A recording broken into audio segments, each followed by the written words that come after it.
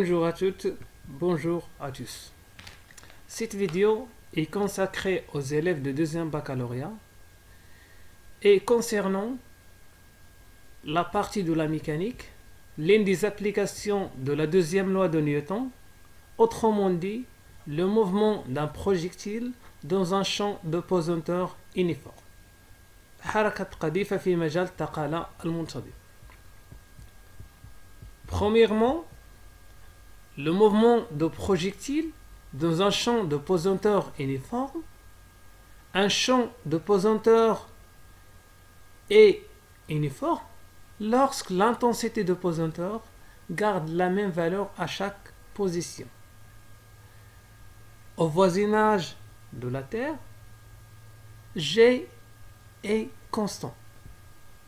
Un projectile, c'est-à-dire un solide, est lancé avec une vitesse initiale V0, le vecteur vitesse initiale, faisant un angle alpha avec le plan horizontal. En étudiant le mouvement de centre d'inertie de solide dans un référentiel terrestre, c'est-à-dire dans un référentiel galiléen. Un référentiel galiléen est défini par la vérification de principe d'inertie, c'est-à-dire la première loi de Newton. Choisissons un repère orthonormé OIGK dont l'axe OY vertical est orienté vers le haut et dont l'origine O est la position initiale du solide. L'origine des dates est choisie à l'instant où le solide est lancé. Premièrement, l'étude théorique, c'est-à-dire les équations horaires. Le système étudié dans ce cas-là, le solide, le projectile, les forces appliquées. Le solide est en chute libre, c'est-à-dire ne soumet que la force du poids. L'expérience montre que la trajectoire d'un projectile est parabolique. Voilà ici le vecteur vitesse initiale faisant un angle alpha avec le plan horizontal. Dans ce cas-là, le plan horizontal est l'axe OX.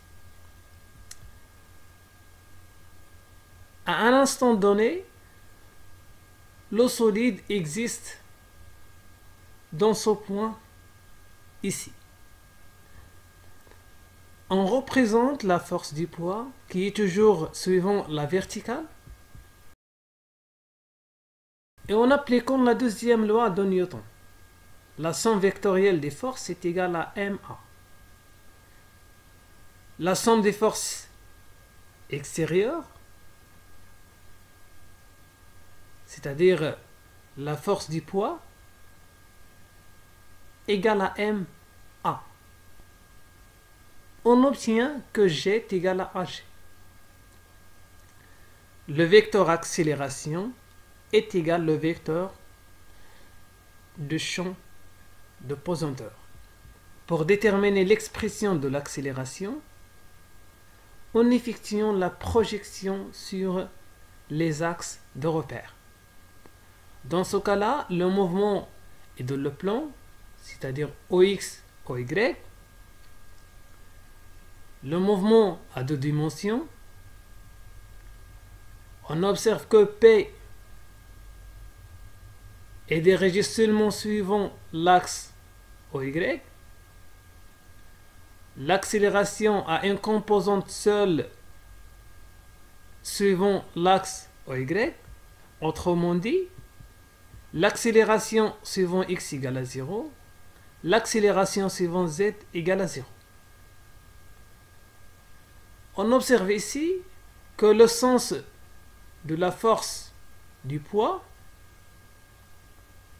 est opposé au sens de l'axe OY.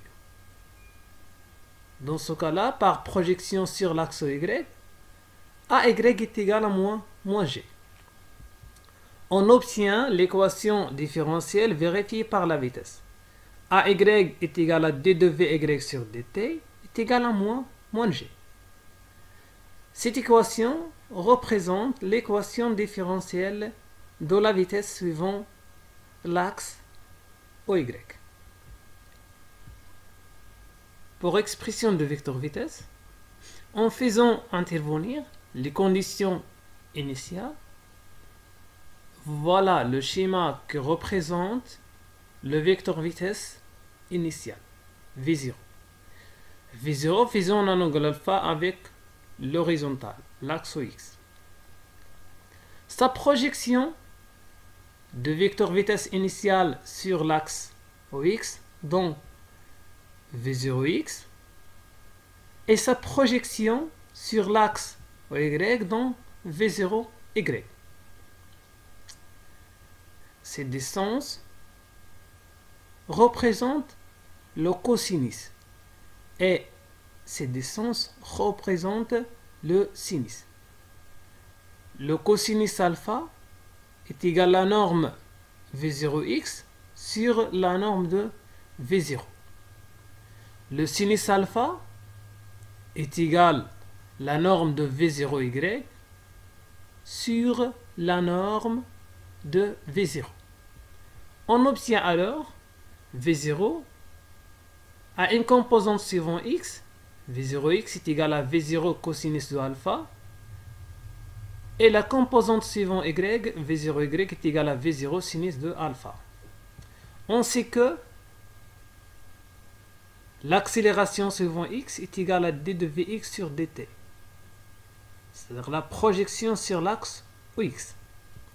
Et la projection sur l'axe y, AY est égal à d de Vy sur dt, est égal à moins g. Par intégration de AX, on obtient que Vx est égal à une constante. La dérivée d'une constante est égale à 0, c'est-à-dire Vx est égal à une constante. On intéresse aux conditions initiales, V0x est égal à V0 cosinus alpha. Donc, cette constante est égale à V0 cosinus alpha. La vitesse suivant x est égale à V0 cosinus de alpha.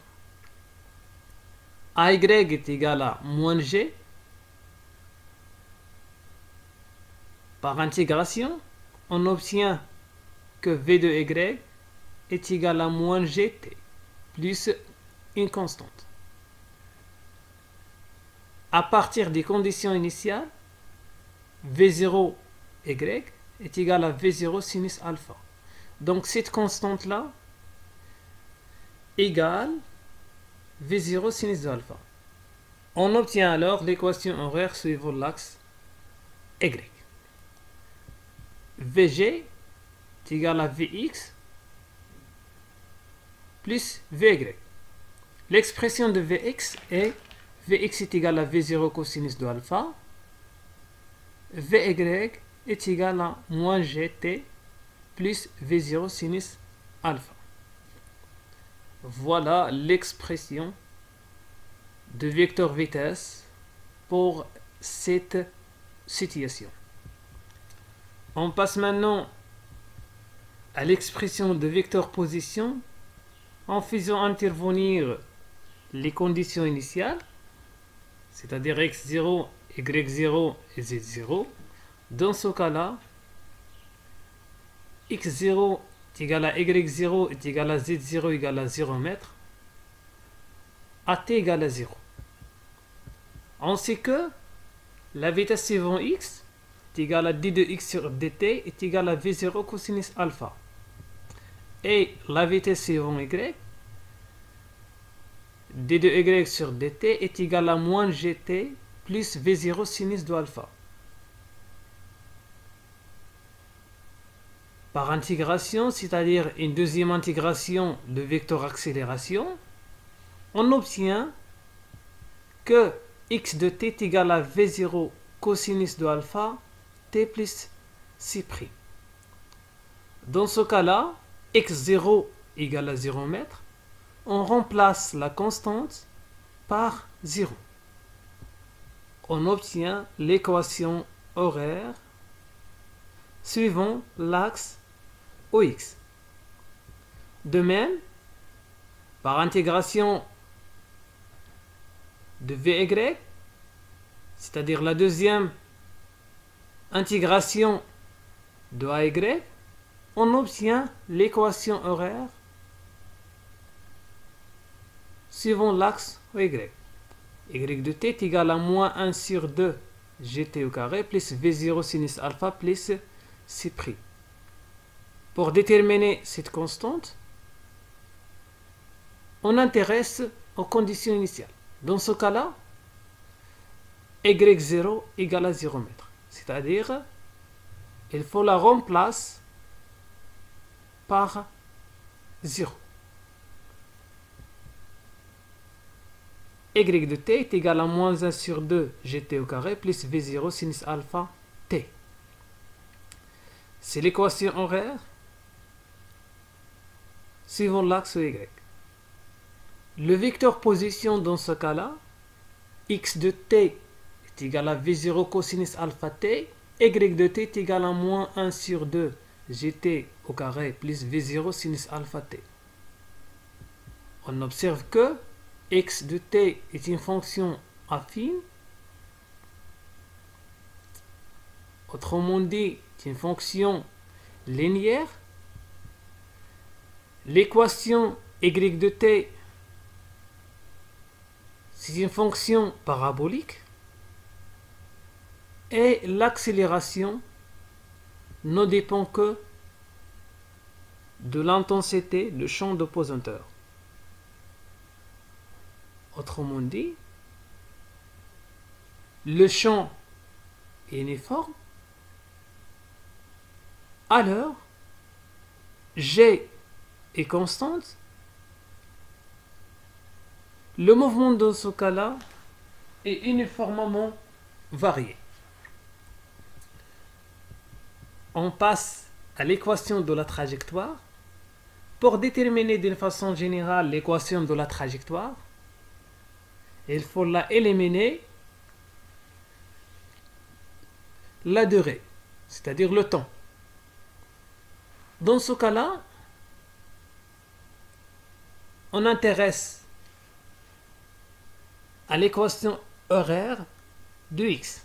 X de t est égal à V0 cosinus alpha t.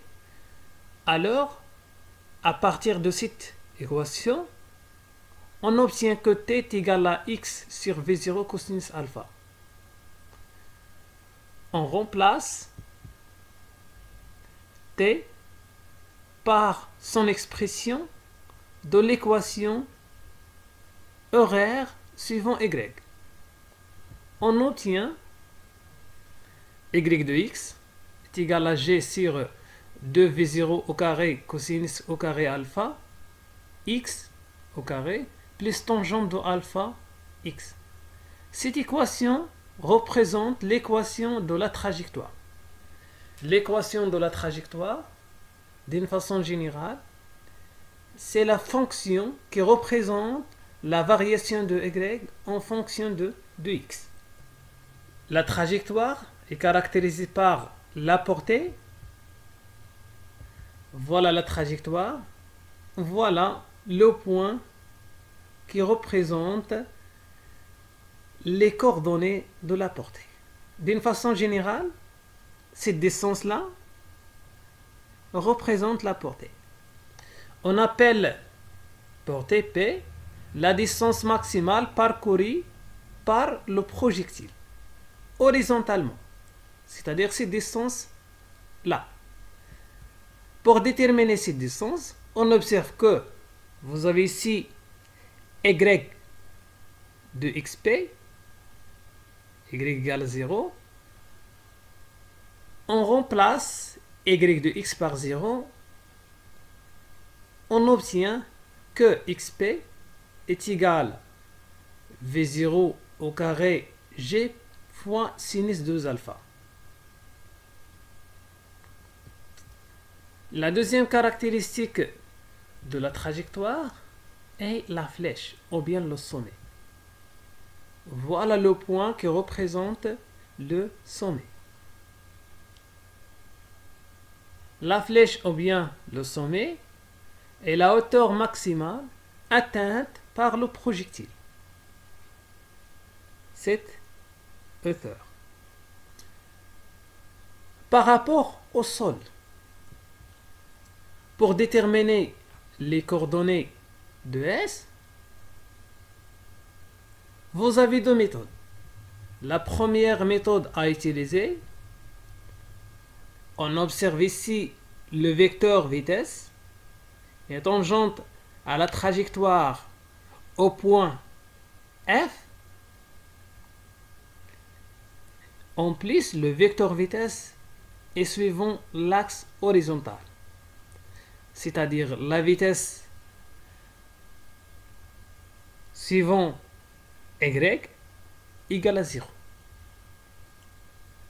Dans ce cas-là, vous avez l'expression de V de Y moins GTS plus V0 sinus alpha égale à 0. On obtient que TS est égal à V0 sinus alpha sur G. On remplace TS dans l'équation horaire de X et dans l'équation horaire de Y. On obtient que XS est égal à V0 carré sinus 2 alpha sur 2G et YS est égal à V0 sinus au carré alpha sur 2G. Vous avez ici la deuxième méthode. On intéresse à l'équation de la trajectoire et on dérive Y par rapport à X. Sa dérivée égale à 0. On obtient par résolution de l'équation d de Y sur dx égale à 0 XS et on la remplace, cette expression, dans l'équation Y de t, c'est-à-dire l'équation de la trajectoire suivant l'axe OY. On obtient YS. Et merci pour votre attention.